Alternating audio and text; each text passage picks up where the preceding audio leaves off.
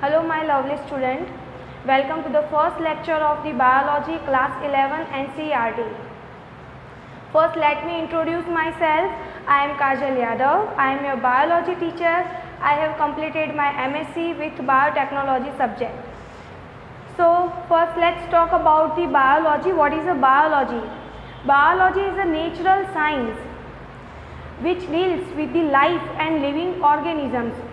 It is a branch of the science that deals with the life and living organisms, about the physical structure of the organisms, chemical processes of the body of the organisms, another physiological mechanisms, as well as molecular interactions, development and evolution. So these things are included under the biology.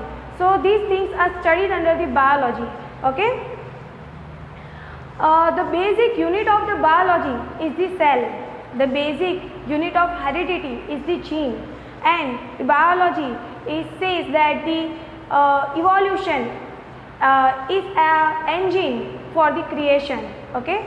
So this is about the biology. So today we will start the chapter number 8 from the unit 3. Cell, the unit of the life, because the cell is the basic unit of the life, as the biology says. So the cell is the structural and functional unit of the life. So अब देखते हैं कि इसको structural and functional unit क्यों कहा जाता है.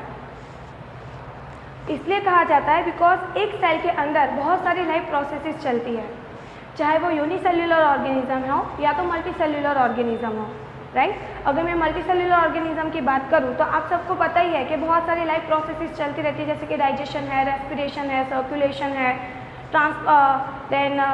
Translocation है, etcetera. So this type of the life processes are occurs into the multicellular organisms. Okay. तो मल्टीसेल्युलर ऑर्गेनिज्म की जो बॉडी है वो अल्टीमेटली किससे बनी है? सेल से बनी है. तो ये सारी लाइफ प्रोसेसेस उसमें सेल के थ्रू होती है. बट अगर मैं एक सेल की बात करूँ, only one cell, unicellular organism, right. तो ये जो यूनिसेल्युलर ऑर्गेनिज्म होते हैं उनकी बॉडीज ओनली वन सेल से बनी हुई होती है, तो उसमें सारी लाइफ प्रोसेसेस चलती है. राइट. कि उसमें भी डाइजेशन प्रोसेस होती है, एक्सक्रीशन प्रोसेस होती है, रेस्पिरेशन प्रोसेस होती है.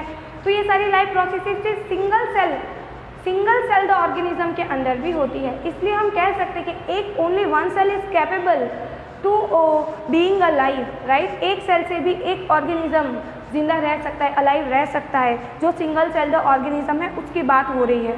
Right.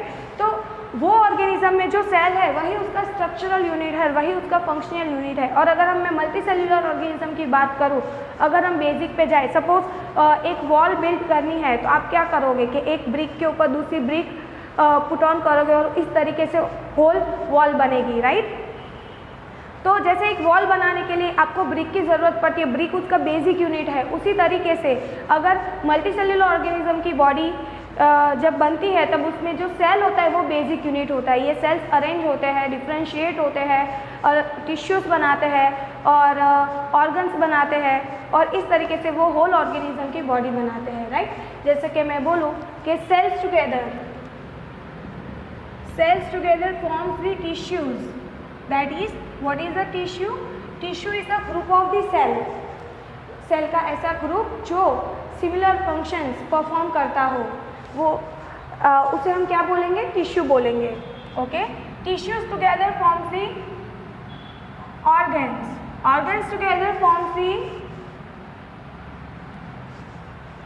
Organ system.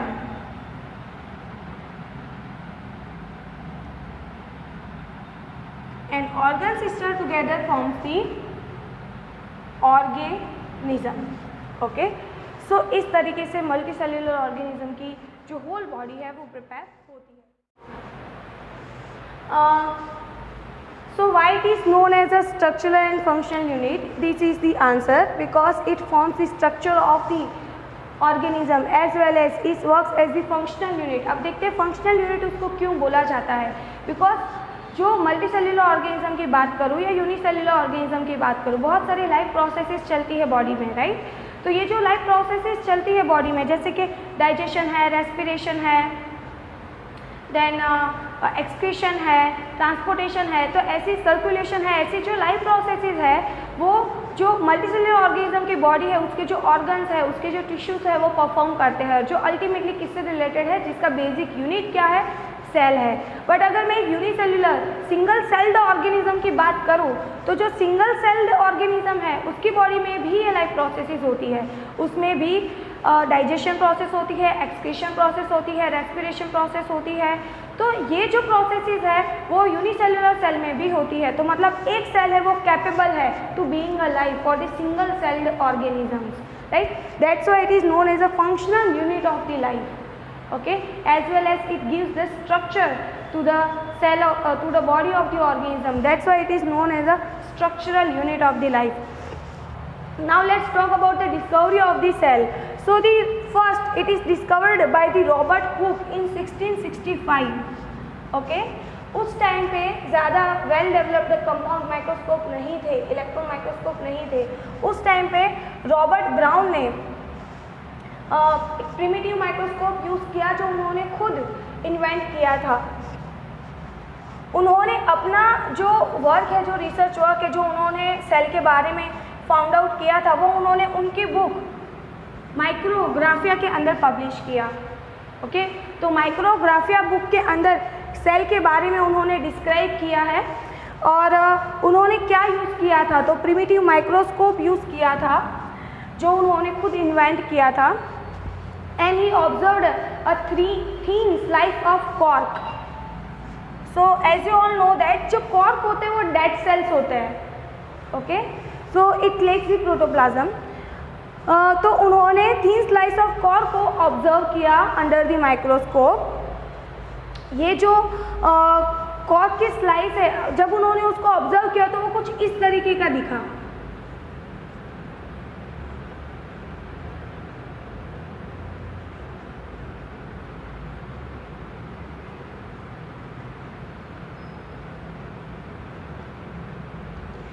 It looked like a honeycomb, okay, which is surrounded by the clear boundaries, and the inner space inner lumen is empty. So he remarked that it looked similar to the cellula. What do you mean by cellula? That means a small empty rooms, and from that he derives the word cell. और उस पे से उन्होंने cellular word पे से उन्होंने उसको name दिया cell. Okay, then after Anton van Leeuwenhoek first show and described a living cell. Remember one thing, अगर क्वेश्चन आपको इस तरीके से आता है कि फर्स्ट लिविंग सेल किसने डिस्क्राइब किया, तो उसमें आएगा Leeuwenhoek. Your answer is Leeuwenhoek. तो इसमें से आपको 1 मार्क्स का क्वेश्चन पूछ सकते हैं, बिकॉज रॉबर्ट हुक ने तो कॉर्क के सेल ऑब्जर्व किए थे, और वो कॉर्क के सेल्स तो कैसे होते हैं, डेड होते हैं, राइट। तो ये तो डेड सेल्स थे जो उन्होंने ऑब्जर्व किया था, तो जिसकी वजह से अंदर का स्ट्रक्चर उनको कैसा दिखा, पूरा एम्प्टी दिखा। बट ल्यूवेनहॉक ने फर्स्ट लिविंग सेल को डिस्कवर किया, और उसके बाद रॉबर्ट ब्राउन ने न्यूक्लियस को डिस्कवर किया। एंड देन आफ्टर ड्यूजैर्डिन उन्होंने लिविंग सेमी फ्लूइड को डिस्कवर किया और उन्होंने उसको नेम दिया सार्कोड। ओके, ये जो सार्कोड है उसको again renamed, it is again renamed by the scientist पर्किंजे, and he gave it's name protoplast. Okay, तो जो ड्यूजैर्डिन ने जो नेम दिया था सार्कोड, वो नेम को पर्किंजे ने प्रोटोप्लास्ट नेम दिया। तो उन्होंने फिर से उसको रीडिस्कवर किया, उसको फिर से दूसरा नेम दिया, दैट इज द प्रोटोप्लास्ट। तो अगर ऐसा क्वेश्चन आता है कि who discovered the protoplast, so you have to write the Purkinje. Okay, then this Schleiden and Schwann, this two scientist together formulated cell theory. So question may be asked as who formulated the cell theory. So there are two scientists, Sleeden and Swan. One is botanist and one is zoologist. Okay. Let's talk about the cell theory in detail. In 1838, Matthew Sleeden a German botanist examined a large number of the plants. All the plants are composed of the different kinds of the cells which forms the tissue. This point is given by the Sleeden.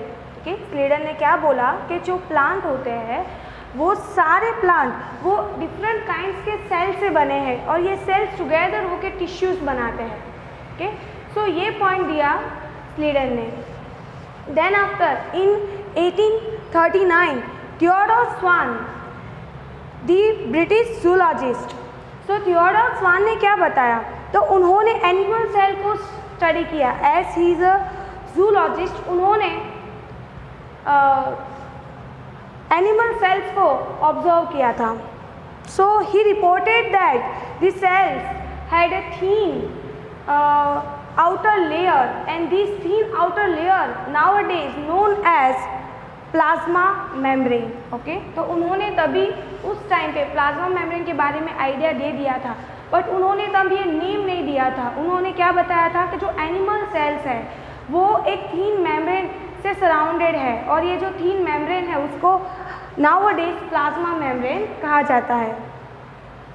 As well as he also proposed that the plant cells have a unique characteristic and that characteristic is the plant cell, it is surrounded by the one more layer, outer layer, that is the known as a cell wall. So cell wall is the unique characteristic of the plant cells जो animal cells में absent होता है but plant cell में present होता है. Okay, now the Swan proposed the hypothesis that the body of the animals and plants are composed of the cells and the product of the cells. अगर हम कोई भी animal या plant कोई भी ऑर्गेनिज्म की बॉडी की बात करें तो उसकी होल बॉडी किससे बनी है, तो सेल से बनी है और सेल की प्रोडक्ट से बनी है. ओके, देन ये दोनों साइंटिस्ट ने ये तो बताया कि सेल्स है, सेल से टिश्यूज़ बनते हैं और टिश्यू से ऑर्गेनिज्म की बॉडी बनती है. ये भी बताया कि एनिमल सेल के आउटर लेयर में प्लाज्मा मेम्ब्रेन है, प्लांट सेल के आउटर लेयर में एक यूनिक कैरेक्टरिस्टिक सेल वॉल भी प्रेजेंट है जो as a protective layer work करता है. बट उन्होंने ये नहीं बताया कि न्यू सेल्स कैसे अराइज होते हैं, तो यहाँ पे वो फेल हो गए. तो this theory did not explain as to how new cells were formed. नए सेल्स कैसे बनते हैं वो उन्होंने बताया नहीं था. So then after in 1855 Rudolf Virchow ये साइंटिस्ट आए और उन्होंने बताया कि cells are divide and they divide to form a new cell. So the new cells are arises from the pre-existing cells. New cells जो होते हैं वो pre-existing cells में से arise होते हैं. ओके, जिसको उन्होंने बोला omnicellular e-cellular, जिसका मतलब होता है कि new cells are arises from the pre-existing cells and in this way he modified the cell theory and nowadays the cell theory is like this. The first point of the cell theory is all living organisms are composed of the cells and the products of the cells. जो स्लीडन and स्वान ने जो work किया था उस पे से ये point derive किया गया है. And the second point is the all cells are arises from the pre existing cell. तो ये वाला जो पॉइंट है वो रुडोल्फ विशो ने दिया है. तो इस तरीके से cell theory it is completed in